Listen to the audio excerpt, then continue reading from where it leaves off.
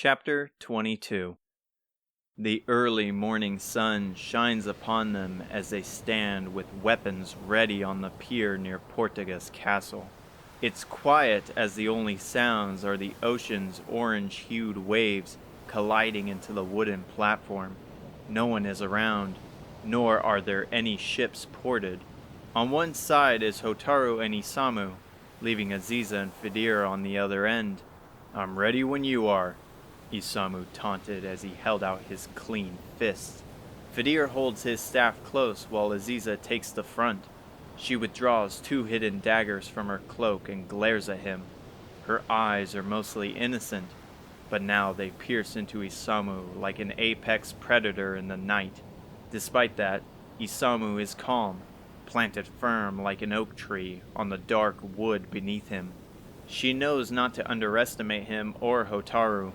Their might can easily overpower both of them, but what they lack in power is replaced with skill and wit. Aziza knows a single opening is all she needs, and with Fedir's magic, it should be possible. She takes a deep breath, lunging forward, and he awaits her. Swiftly, he dodges her strikes while she does the same. Like a furious dance, they skirt around the perimeter, countering each other blow for blow. A green light envelops Aziza, and like a lightning bolt, she zips past his defenses with insane agility. Her body feels light like a feather. Her feet glide across the planks like ice. Nothing can impede her movement. From behind, she boots the back of his leg, and follows up with a fearsome kick to the back.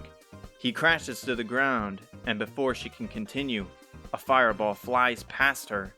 Hotaru launches another spell with Aziza slashing through it with her blades, her daggers coated in a sizzling orange like steel in a forge. The fire in Hotaru's hand is bright. Her powerful magic hides her face like a mask. She has improved exponentially since their last spar several months prior. Though she has told Aziza about her lack of skill compared to the others, Hotaru has grown into an exceptional warrior. Distracted by the heat, large arms grasp her small waist from behind, and Isamu throws her backwards with a mighty roar. She tumbles to the floor, dropping her hot daggers, leaving Fedir open for a brutal assault. As Isamu charges in, Fedir flings balls of fire, gusts of violent winds, and shards of ice, yet he's left uninterrupted as he dodges them with ease. His fist slams into the steel staff, and the two attempt to push the other back, both gritting their teeth as they struggle. Hotaru jumps forward with a rapid slash into his staff, knocking him back. As they lunge forward to press the advantage, a light from the blue crystal atop the staff shines with a yellow light, like beaming rays from the sun. A blinding flash halts them, and Aziza throws her body into Hotaru, which dominoes into Isamu. Isamu bumbles into Hotaru's position, swinging his arms blindly forward in response. However, Aziza latches onto the outstretched arms like a baby koala to its mother. With the weight of her body, she flings him to the ground, pinning him by his arms. Hotaru, with impaired vision, charges into Fedir as he readies another spell. Caught by surprise and with a hasty strike, his staff shoots behind him, and with a bash of her shield to his face, he tumbles back. He holds his face as blood pours from his nose. Aziza is left speechless as blood spills on the wooden planks. I yield! I yield!" he cried, holding out his arm as a makeshift shield. "I didn't mean to do that," Hotaru worries as she comforts him by aiding Fedir with her own healing magic. "I got so into it, I wasn't even thinking." Aziza removes herself from Isamu, running over with panic. "Is everything alright? I will be fine. Nothing that I haven't dealt with before. I knew we should have never done this. I should have pulled back when they started to close in on you. If this was a real fight, he would have been dead," Aziza believed, scared of the possible reality. Aziza struggles to aid her team when in the heat of battle. Her fighting style goes against such behavior, as it consists of finishing off her opponent with swift and precise strikes. She understands it's not the safest technique, but a dragged-out fight results in more casualties. It's a common occurrence in war. Relax, Aziza, Isamu groaned as he lifted himself. He said he was fine. Besides, what else were we supposed to do? Wait? Like a normal person? We aren't exactly normal people. Isamu reaches down to Fedir's staff and carefully hands it back to him. Plus, it's been a while since we trained like this. It's good for the body, and also gauges how far we have come. If anything, you should be glad we only ended up with a nosebleed. I agree, Hotaru added. I thought from how it was set up, we would have the advantage. But you two together make quite the team. Not only is Aziza much faster than I thought, but that spell to increase her speed is incredible. Also, when did you get so good at disarming people? I have to thank Isamu for that. He brought up the idea of how smaller fighters are able to use the weight of their opponent against them, and learning a bit of martial arts fits well with me. Isamu may be oblivious to many things, but I find his techniques useful.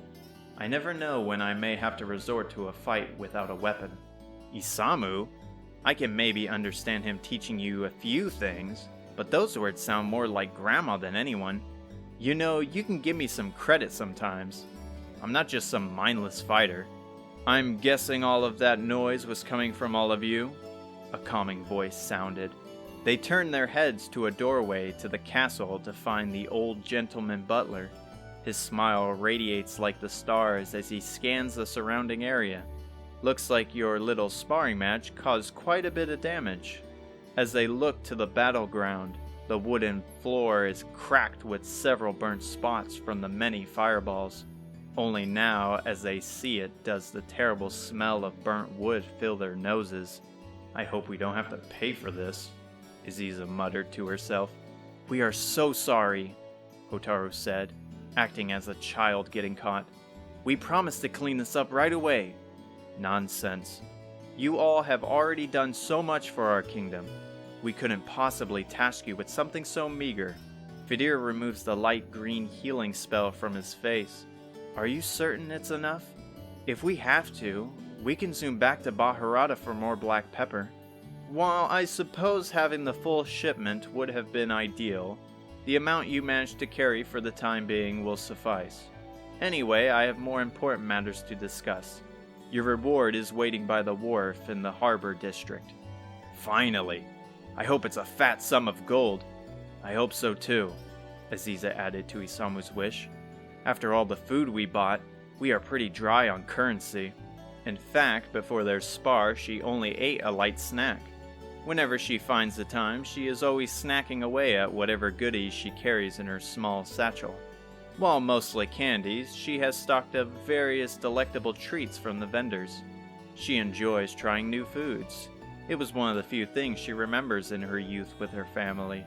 She would play in the nearby forest and come home to find baked bread from her mother, or bags of fruits or nuts her father brought. Why would we have to go to the wharf for a large sum of coins? Fedir questioned, rolling his eyes, pulling the daydreaming girl back to reality. The warm morning sun fully rises above the city. As the group arrives at the harbor district, many large ships are ported on the large wharf. Once the gangways are deployed, large sailors unload their cargo onto nearby carriages that ride into town. Their loud grunts and the horses' snorts swarm the air, as well as strict commands from their captains. As they wander around completely lost, breathing in and tasting the calming salt from the beautiful sea, a familiar voice calls out to them, and Hotaru finds herself smiling once her red dress is spotted. Grandma! Hotaru and Isamu cry out. She holds out her arms as her grandkids jump into them. As they hold her tight, she caresses their heads. Her scent is that of the sea, with a mix of a familiar home. You poor things. It must have been hard for you by the way you are holding on to me. You have no idea, Grandma. Me and Fedir fought these mummies in a pyramid, and then we found an ancient spirit who held the magic key, and then we met the queen. Calm yourself, dear, she interrupts, planting a soft kiss on his head. Once we go over your reward, I would love to hear in detail all of your stories. No matter how old he gets, he will always be her little baby, Hotaru thought, completely ignorant to the way she holds her tight. So was it your plan to have us fetch the king his pepper all along? Aziza asked, with Fedir joining her. While happy, she is not as excited as either of the two. But she is right. Why was she not present at the gate like she said? My apologies for not following through on my promise. Important matters arose in Japan. It was a rather hasty request I had set for you kids, but it worked out in the end. While Hotaru wants to believe her words, this isn't the first time something went awry. Before she can question any further, heavy steps close in. A muscular woman in pirate's garb stomps down the wooden gangway. She has long, curly brown hair that looks to be unwashed for several days. She reeks of booze and appears aloof as she holds the hilt of her pristine cutlass. Yet she has an attraction, drawing people's eyes to her smooth face compared to her crew of roughed-up middle-aged men. "Your Majesty, the ship is ready for deployment," she announced with a thick accent. "Excellent news. We will set off soon." "Yes, Your Majesty."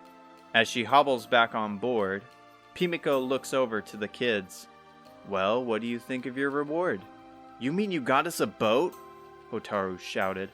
Just a few months ago, they were struggling to set sail on the sea due to a lack of funds. Now they control a boat of their own. "Where did Grandma manage to get the gold for this?" Hotaru screamed in her mind. "Well, the boat belongs to Ortega, and we have made an agreement to use it to aid your journey.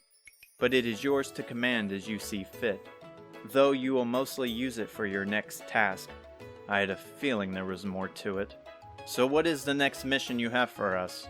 Aziza said with skepticism written all over her face. "It's complicated, so instead it will be better to show you." "You're coming with us?" Hotaru squealed. "For now, yes. How else am I supposed to hear of the adventures you kids have had? And while we share stories, we can have some lunch along the way." Hotaru and Isamu jump for joy like children, while Aziza contains her excitement over the delicious meal that she might be serving, prioritizing the task at hand. Hotaru and Isamu follow Pimiko up the gangway as the ship prepares to depart. The ship's hull is massive and thick, likely strong enough to absorb a hit from a cannonball. The crew are loading up barrels of cargo through another gangway at the back of the ship, where a mast, adorned with a red and green flag, reflects light off the sun. Though Aziza has only ridden a boat once in her life, this ship beats it in scale, design, and defense. "I have only heard of ships this big from the hero's raid against the Archfiend," Fedir said, moving next to Aziza. She is intrigued by his words and allows him to resume. "From what is documented, about 3 ships of this caliber set sail to the Archfiend's land, but only one managed to make its way back home. Do you think this one is the same?" Aziza pondered. "It could be. With cannons of that size, I couldn't imagine it used for anything else." Aziza gazes at the large cannons he mentioned. Just below the deck are several steel cannons with holes the size to fit a giant. It's quite the marvel, however it brings her fright over all else. "We are headed down the same path. We may very well end up with a similar result. If that happens, I will probably know for certain what happened to them." "You don't need to worry, Aziza," Fedir consoles. "Let's just enjoy the peaceful moments we have now, and not worry about what the future may hold. We will get through when it arrives." "Am I becoming too predictable?" she jested. "Is your nose doing better?" "I feel great now, thank you." His smile emits a joy that is strong enough to calm a savage beast. "You surprise me sometimes with how much you take and still smile through it. Most people in their entire lives don't experience the challenges you have. The teachings of the goddess have taught me to find joy in all trials, though your way of thinking makes sense as well, probably more so than mine. Unlike most people, I tend to blindly jump into danger, or rather find myself in it. Either way, I believe taking in both perspectives is what makes us a good team, and this journey so far has made me see things in a brighter light. At first, everything felt uncertain, and we were simply going day to day. For once I feel that maybe I am better than I give myself credit for. Not only me, but everyone. This whole thing might be possible after all. I'm glad to hear that, and I share a lot of your sentiments.